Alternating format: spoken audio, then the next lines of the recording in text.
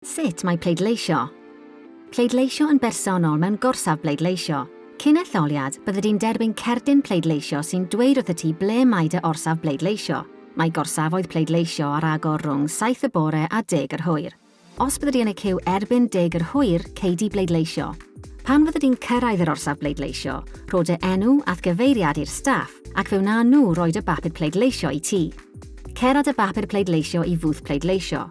Cofio ymddwyn yn barchus tuag at bobl eraill fel bod pawb yn gallu pleidleisio yn gyfrinachol.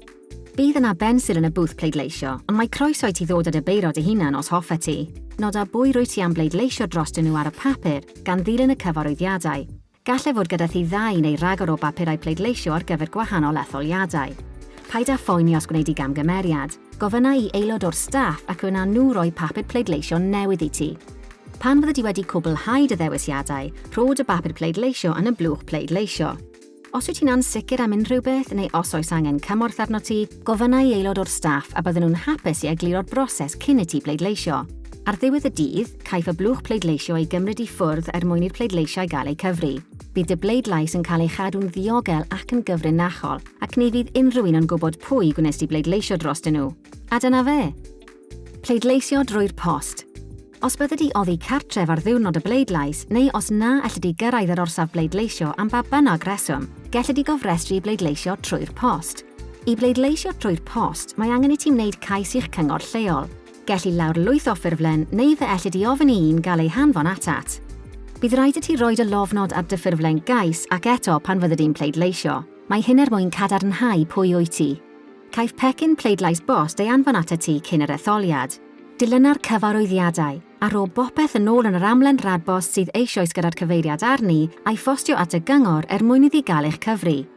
Os anghofyd i bostio dy pleidlais, gellid i ei gollwng mewn gorsaf bleidleisio ar ddiwrnod yr etholiad.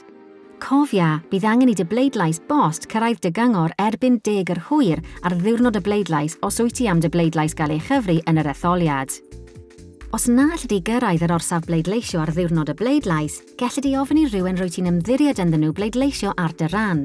Caiff hyn ei alw'n bleidleisio trwy ddirprwy, a chaiff y person rwy ti'n ymddiried ynddyn nhw ei alw'n ddirprwy. I bleidleisio trwy ddirprwy, bydd angen i ti wneud cais i dy gyngor. Gellid i lawr lwyth o ffurflen gais, neu fe allai di ofyn i hon gael ei hanfon ata ti. Bydd rhaid i ti roed y lofnod a dy ddyddiad geni ar dy ffurflen gais ac eto pan fydde di'n pleidleisio. Mae hyn mwyn cadarnhau pwy wyt ti. Gallai hyn fod yn lle gwahanol i ble bydden nhw'n mynd i bleidleisio. Bydd angen iddyn nhw roed y enw di a hefyd eu henw nhw i staff yr orsaf bleidleisio, ac yna bydden nhw'n dilyn y prosesau arferol i bleidleisio mewn gorsaf bleidleisio.